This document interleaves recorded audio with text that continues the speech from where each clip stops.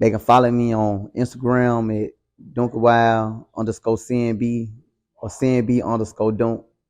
You know what I'm saying? You can find my music on YouTube as Doonki. Facebook, Randall Smoot, RANDELLSMOOT. My real name, when you just put Doonki, it'll pop up. You know what I'm saying? My Twitter, Doonki. You know what I'm saying? Everything Doonki. You did what I'm saying? Like I'm on every platform. My music on every platform is Doonki. DOONKIWILD.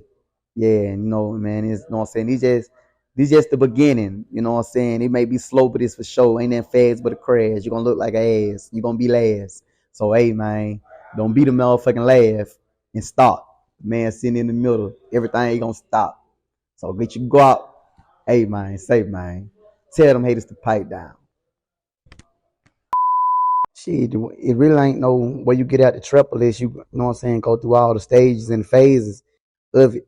You did what I'm saying? Because being in the trap, you most definitely is trapped, but like, like you gotta go through jail, you gotta go through hell and back. You know what I'm saying? You gotta reap what you sow. Because you giving drugs to people and you know what I'm saying, you ruining people's lives. So basically you gotta reap the benefits and all those demons that you done sold into other people's life, and people pray prayers for their family to get off drugs and other type stuff. So it's like you just gotta take the good with the bad, the good, the money, but the bad, the jail time, niggas trying to rob you, kill you, and the stress that come with niggas playing with your money, and now you gotta, you know what I'm saying, do things that that you really probably regret once you get them chains on you. It was like an unbelievable feeling, like a feeling like, damn, I'm back doing this shit. Like I thought I'd never be doing it. I was just talking to myself like, damn, I don't think these people trying to let me go. I think these people finna try to pull a whoop the whoop on me and keep me in here. Like this thing, I'm walking up out there motherfucker and I'm doing this shit. And it was like, damn, I'm really shooting a video with Jay Zotic, the last person I shot a video with. Like, damn, like this shit unbelievable. I can't believe I'm still here to even do this. I can't believe I still got the drive to do it. But I'm like, damn, like it gotta be destined. Like, I'm gonna keep doing. I'm gonna go for it. I wrote First Day Out. Like I wrote the second verse in prison. I wrote the first verse when I was at home when I got out. Making them beat in my head and basically barring it out because like beats be barred out the same as way as music barred out. Like I can write a song to this beat, but I can put it on any other beat because it's all like the template. It's all off the template. The same way you in band, you in choir. It's just a bass little in your head, and you just create a flow, and then it go like if you didn't write to a beat, you could damn near put it to a beat. Like the second verse, I didn't write to a beat. The first verse I wrote to a beat, but the second verse went with a beat because like I was beating on the door or being on my cell, on my arm, on my bed, and on the door in the shoe and shit, and like in lock up, and you know what I'm saying, just you know what I'm saying, capped out, capped out, capped out. The rappers capped out. Shoot him in his head. Now we seeing what he thought about. 92 months in the Fed. First 6 months I copped out. Oh, still capped out, capped out. It'll be all over the place. You just gotta capped out, capped out, capped out. The rappers capped out. Shoot him in his head. Now we seeing what he thought about. 92 months in the Fed. First 6 months I copped out. Whole time in the USP, the fuck you talking about? And he just catch his flow. Like I just basically like wrote it, and then everybody was telling me like, boy, don't do that, boy, don't drop that, boy, that shit gonna go up. You gonna start something, boy, with that. So I'm like, fuck it, I'm gonna do it anyway because that's what they don't want me to do. Shit, like ain't nobody telling me what to do, and I listen. Shit, I barely listen to my parents. Fuck that shit. So I'm finna go and just drop this bitch, and I'm finna put something else with it off the new type tilt. You know what I'm saying? Like, yeah, I go buy a beat off the computer and put it on my MP3. Then they end up down the line, they end up getting tablets in the feds. And I just download some beats to my tablet or my MP3 and just write it. And you know what I'm saying, music, run music, it really helped me like with my mental health.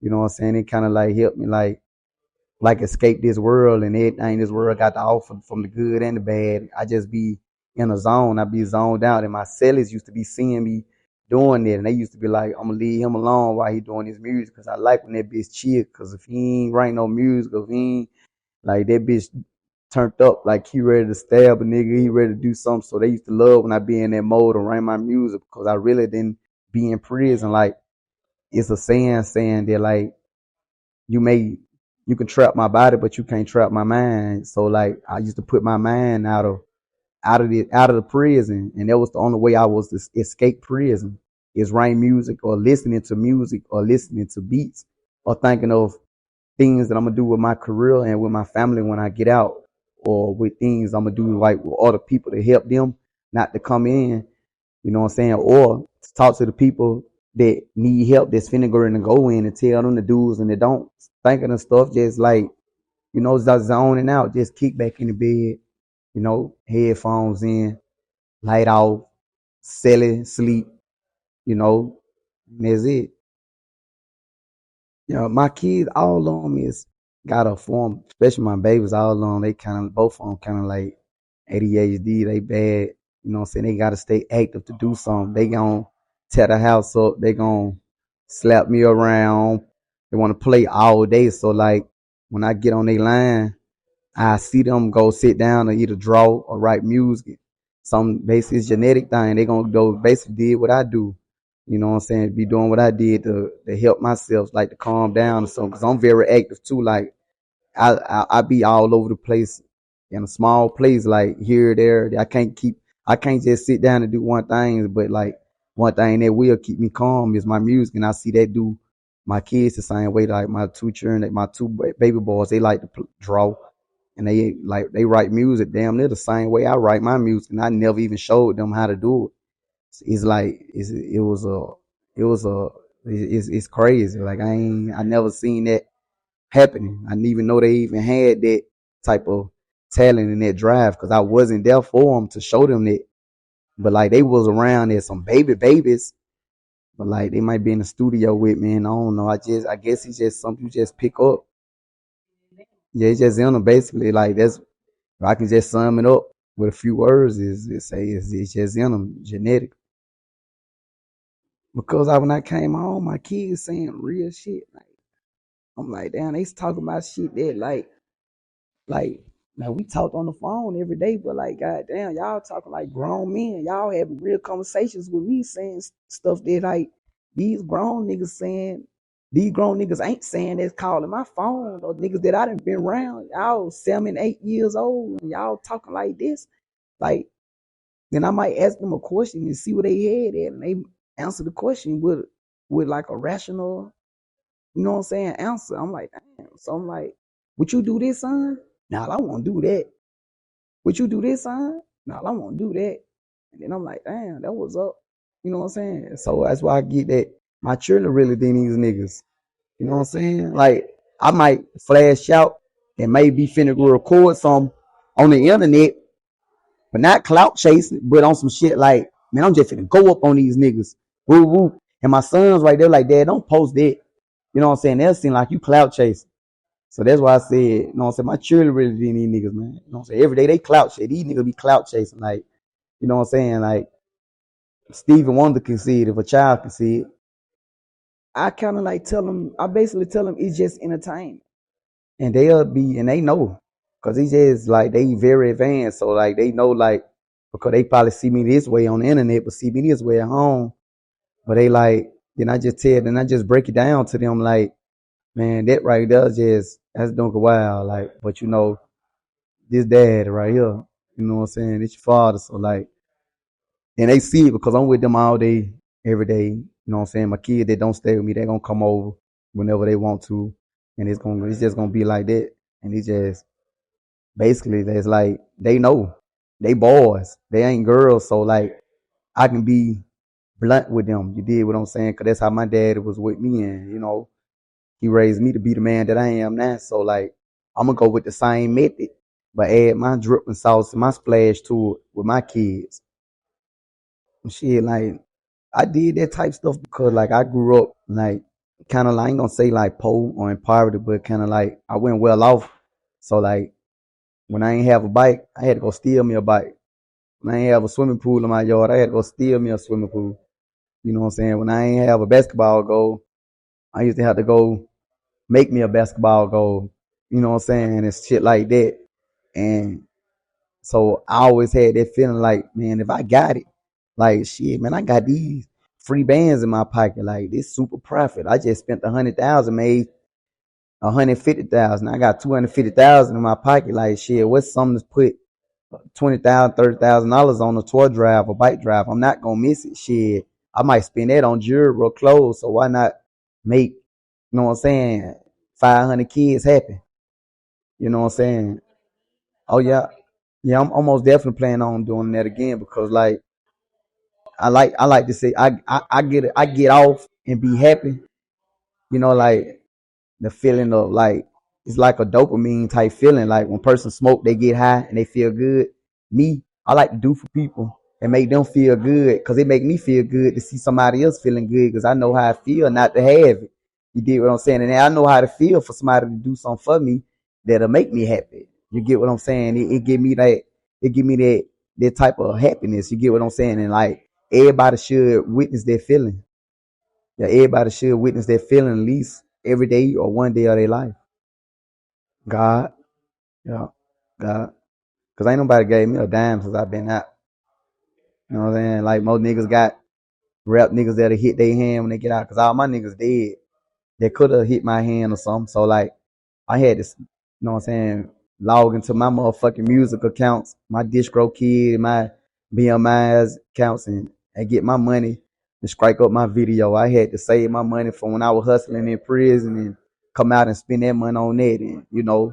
And I got my mama and shit, she did something, you know what I'm saying, and my old lady, she wiped me down, gave me some clothes, shoes, and stuff like that. But like, all that slow down and after a couple of days, couple of months, you know what I'm saying? They be trying to see like, hey, like you gotta fend for yourself. You gotta go for what you know and like going for what I know is the trap.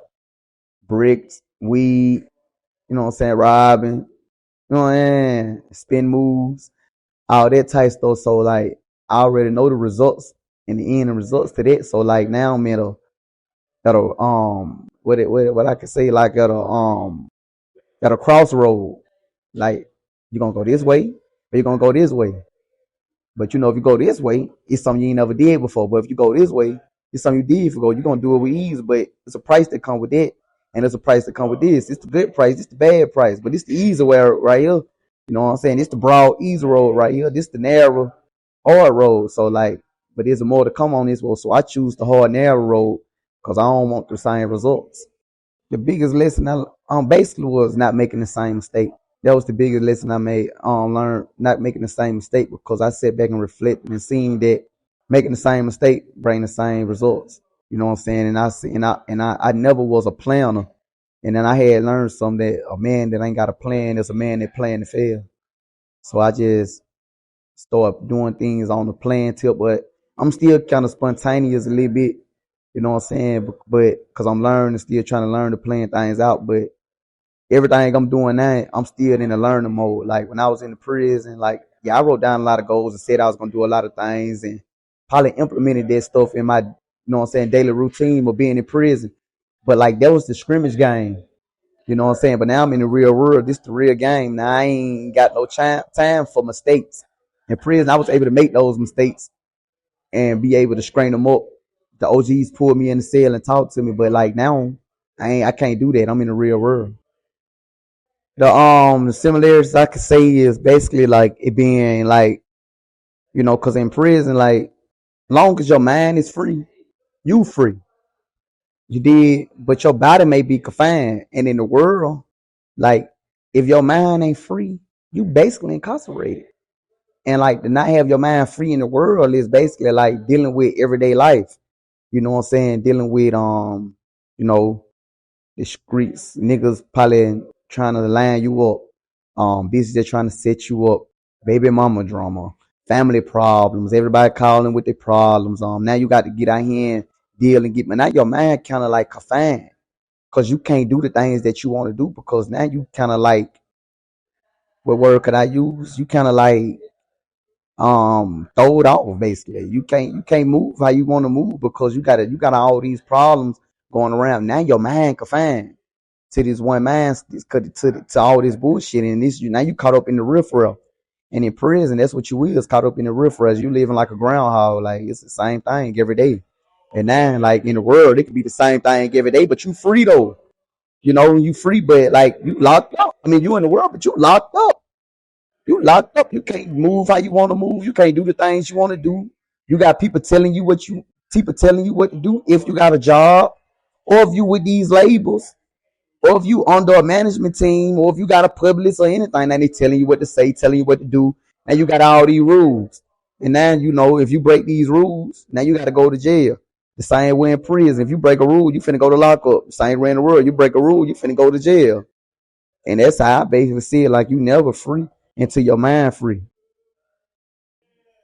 It's very important because like you never know a person until you come around a person. You can never judge nobody. God is the ultimate judge. You know what I'm saying? You can never judge nobody. And then a pair of lips can say everything, anything. Bitch, hit, flip, blah blah blah blah blah. Blah. But it's up to the ears to believe it. You dig what I'm saying? And like Yo Gotti said in one of his interviews before, that the truth can be right in their face and they still gonna believe what they want to believe. And it's all about a narrative these days. Everybody trying to change the narrative. Everybody running with narratives. You know what I'm saying? And this snitch thing is something that monetize your page and make you make money. Nigga say a nigga a snitch. Everybody trying to drive in and see who he told on, what he told on. Everybody messy. Like everybody messy as fuck. So like they just come with the game. Like people gonna say things that you ain't never did. Like they did it to God, they did it to Jesus, they did it to every prophet that came in the world. They said Jesus was doing magic. And he wasn't. He was getting the power from God to do what he was doing. They said the prophet Muhammad was a drunk. Now he was getting visions from God in a cave. You know what I'm saying? When he sat down in the cave and meditated and he came out and came out with the surahs in the Quran, the same with Jesus. You know what I'm saying? He healed the lepers and stuff. People thought he was doing magic. And it's this man that was running around saying that Jesus is doing magic. You know what I'm saying? Which he wasn't. He was getting the power from God to heal these people, to show these people that was non-believers that it's a God. You get what I'm saying? So basically, you're going to always have somebody that's going to always try to bring down your name and try to make you seem to be something that you are not, just to make themselves look like something else, make themselves look like the Messiah, you know what I'm saying, or the chosen one, because they ain't got the power to do these things, which they wish they can do these things. And so they know what to stop is. If you're on the streets, they know you don't want to be called a snitch, because now the streets ain't fucking with you. Now you can't make your money. Now niggas don't want to make music with you and shit like that. So like, and people always have artillery motives when they're around you. They be envy, they be hate, you know what I'm saying, be strife, it be malice in their heart. So if you got a person like that around you, best to believe it's gonna be something said about you that is not true. You dig? And it just basically what I went through. So I came out to clear my name up on some shit like my OGs, like you ain't gotta clear nothing up that's not dirty. But I'm on some shit like, yeah, fuck all that. They said this for 7 years. I wasn't able to call into the streets because I was in the USP. I wasn't able to have no cell phone. I couldn't able to motherfucking defend my honor. Now I'm gonna say this shit. And I feel like it was well needed because like, hey man, I'm the trap messiah. Like, and I'm gonna die being a real nigga. Yeah, I'm gonna die before I tell this death before dishonor. Yeah. Cause like before I write a rap, I pray. You know what I'm saying? I might just say a short prayer. God, let this be a hit. God, let this be something I like. Let it be something. And then, it just come together. Write the chorus, write the verse, write the chorus, write the verse, write the verse, write the chorus, however it go. However I hear the beat, and then it just come to light. And then next time like down the line, 2-3 months from now, 2-3 years from now, I go back and listen to my music. Like, damn, I ain't even had none of that when I was saying it. But now, like, damn, I got all this. Damn, manifestation is real.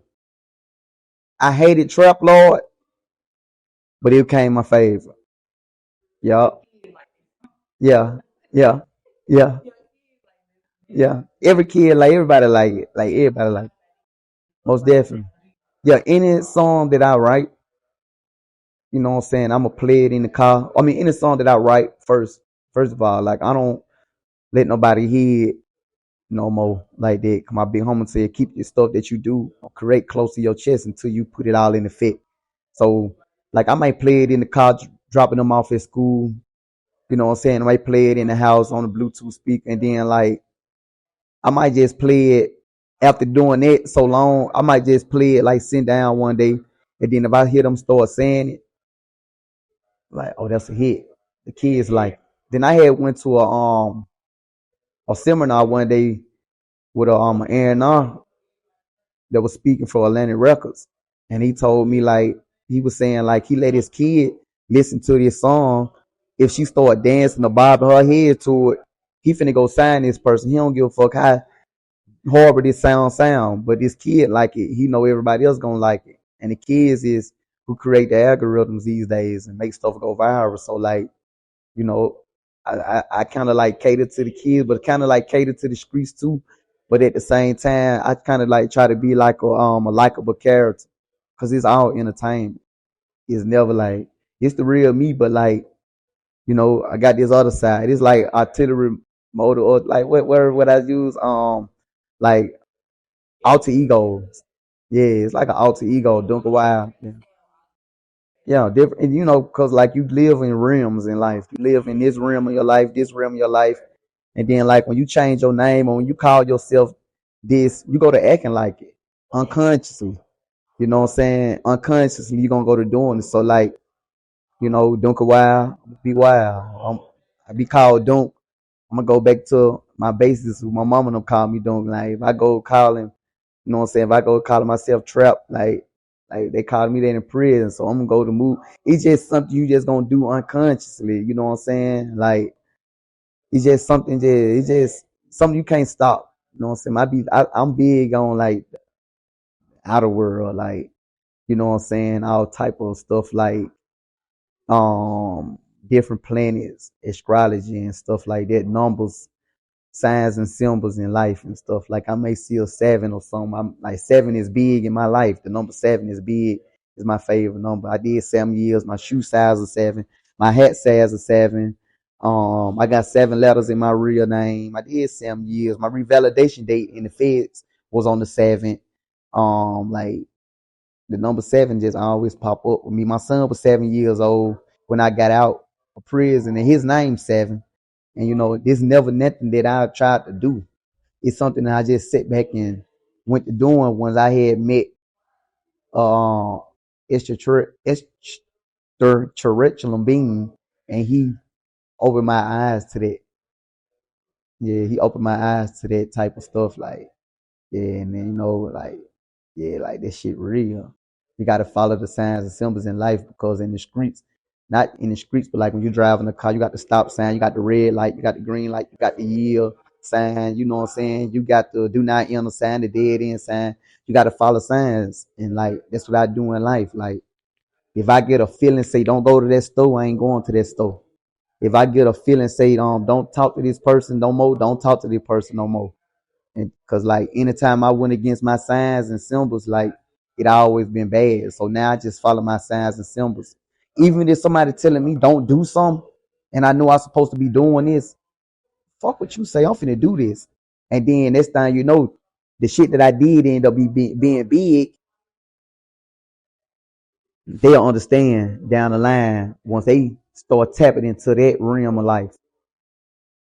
I'm trying to get a big distribution deal. I love Atlanta Records. I love what they do.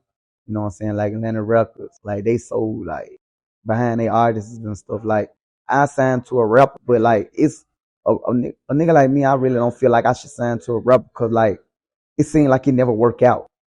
But I will though if it's like a real nigga like Yo Gato or somebody, you know what I'm saying, or like Boosie or somebody that really understand the struggle, somebody that's like you see what they do, it be some real nigga shit. So like it's only like two rappers I really fuck with, but I can't really judge everybody else because I don't know them. But like I'm seeing what God are doing. I done sit around Boosie, man. Boosie done sit around and smoke gas in the house.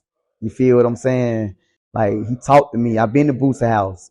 I know who he is. I see the results of Gotti, what he do. But like not trying to downplay anybody else, but like when it comes to a label, I'm trying to give me a distribution deal for I can like You know what I'm saying? Get my label off the ground. For I could be the next CMG. You know what I'm saying? For I could be the next, you know what I'm saying, Jay Prince or somebody or Jay-Z. I do. Yeah, I do. But I wanna like I don't wanna just sign no artist in the midst of me trying to grow my shit. I wanna be able to sign my artists when I got this shit right. Like Yo Gotti did. You know what I'm saying? Yo Gotti like he started off signing his like artists at a low age at the first beginning of his stuff like Snooty Wild and all them type people. You know what I'm saying? And Starlito. But like he was at the beginning stage, but like now he kinda like the flourish. You know what I'm saying? Jay Z gave him them M's and like he put it in the right place and yeah, they the winning team right now. And like I always want to adopt that chapter out of Yo Gotti book and put it into my book with my sauce, my splash, and my drip, and let it do what it do. You know, but I want to get myself acquainted and build my foundation. Fucking build a sturdy foundation for nobody won't fall. For when anybody come to CNB, it be big, it go up. But like I love Atlanta Records because they always is like and I've been having signs and symbols telling me like Atlanta Records gonna be the one that gets you, or go to Atlanta Records. Like if they don't come to me, I'm gonna end up going to them with my whole catalog, my hard drive, showing them what it is, what it ain't. Like yo, like y'all see me because you know sometimes you can be like shadow banned. A lot of people won't see the stuff that you're doing. You know what I'm saying? My page was getting ran by someone else. So like it was a lot of stuff going on my Instagram that it wasn't me doing or I wasn't giving the consent to do.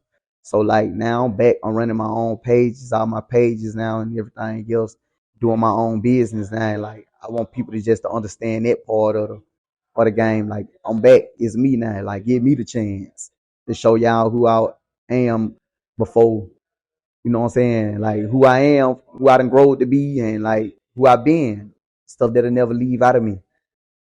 I grew up around smokers, like people that smoke dope. I grew up in the trap house around them, basically like selling them dope. You know what I'm saying? Selling, then they get high. They go to saying all type shit and using it as lingo. Then I'd be laughing. If I laugh, I'm like, and then they said, if I got a little chick sitting with me, she laughing. And then people like these people, you know what I'm saying? Just because of their character. And, you know, it's kind of like, it was like the unconscious thing, the unconscious word. And then it just, I unconsciously picked that trait up in life. And then, you know, like my mama, my daddy, you know what I'm saying? Like people in my family and people that surround me, who I surround myself around, kind of act the same way. You know what I'm saying? We kind of like a tribe of people that act the same way. You know what I'm saying? And like when I see this type person, I gravitate to that person they got that same type of by themselves. And I kind of like, man, hey man, you one of me. Come on me, man. We just vibe. And it be good times. It's never a sad day, it's never a dull day. It's like every time we around, it's up. And we happy people. And you got people that are saddest. You know what I'm saying? Our saddest is someone that only get happy to see someone else sad. There's someone that the only way they be happy is to see someone else sad. That's how they go. But that just genetically and something they just picked up unconsciously. And it just became them. Oh, that they won't, you know what I'm saying? First of all, I dropped that oh yeah, you know what I'm saying? Because you know, every week I was in the blogs. So I dropped that, oh yeah, you know what I'm saying, tap on like, yeah, I seen that every week I'm in the blogs. My feet off in the air like some scripper draw. Fresh up out the feds, heavy motion. Got that trap on pause. I got everybody trap on pause right now. They won't. Now that's when I want they want that old Doonki Wild. Now they want that, yeah, they want them $1,000 piece. Yeah, so what I'm doing now, you know what I'm saying, getting this dispensary up, you know what I'm saying? Like, yeah, this shit gonna be in my folks now. I can't put it in my name, but you know, I'm gonna get my folks the blueprint. But like, yeah, so they all want the $8,000 piece. Well, come to my dispensary, you know what I'm saying? The Wild Cloud room. You feel me? You know what I'm saying? Come to the Wild Cloud room, sit on the couch, smoke with motherfucking Snoop Dogg may smoke that. And yeah, I'm gonna do it the legitimate way this time. Yeah, cause I can't get that up.